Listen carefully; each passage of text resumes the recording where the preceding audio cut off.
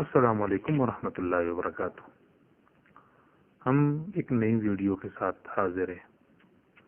اگر ابھی تک آپ نے ہمارا چینل life.tv سبسکرائب نہیں کیا تو گزارش ہے کہ آپ ہمارا چینل سبسکرائب ضرور کریں تاکہ آپ کی زندگی کو مثبت راہیں دینے والی ہماری ویڈیوز اب تک آسانی کے ساتھ بر وقت پہنچ سکیں۔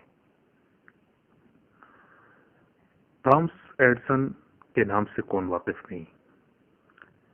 اسے الیکٹرانک دنیا کا بادشاہ کہا جاتا ہے۔ آئیے ہم سب اس بات کا جائزہ لیتے ہیں کہ اس نے ترقی کا یہ سفر کیسے طے کیا۔ تھامس ایڈسن تیسری کلاس میں تھا۔ ایک دن اسکول سے گھر لوٹا تو اس کے ہاتھ میں ایک پرچہ تھا۔ وہ اس نے اپنی والدہ کو یہ کہتے ہوئے تھمایا کہ ٹیچر نے یہ خط آپ کے لیے بھیجا ہے، اسے صرف آپ ہی پڑھ سکتی ہیں۔ اس کی ماں نے خط لے کر پڑھنا شروع کر دیا تھا۔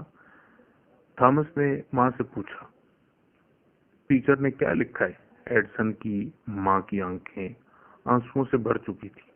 اس نے اپنے بیٹے کو سینے سے لگایا اور کہا کہ ٹیچر نے لکھا ہے کہ آپ کا بیٹا بہت ذہین ہے، ہم اسے پڑھانے اور سکھانے سے عاجز آ چکے ہیں، برائے مہربانی اس کی تعلیم کا بندوبست گھر پہ آپ خود سنبھالیے۔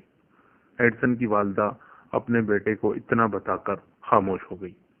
چند ہی دنوں میں ماں کو ایک موذی بیماری نے گھیرا اور وہ اس دنیا سے چل بسی۔ کچھ عرصہ بعد تھامس ایڈسن کا شمار صدی کے سب سے بڑے موجد کے طور پر ہونے لگا۔ دنیا اس کی ایجادات سے حیران ہونے لگی۔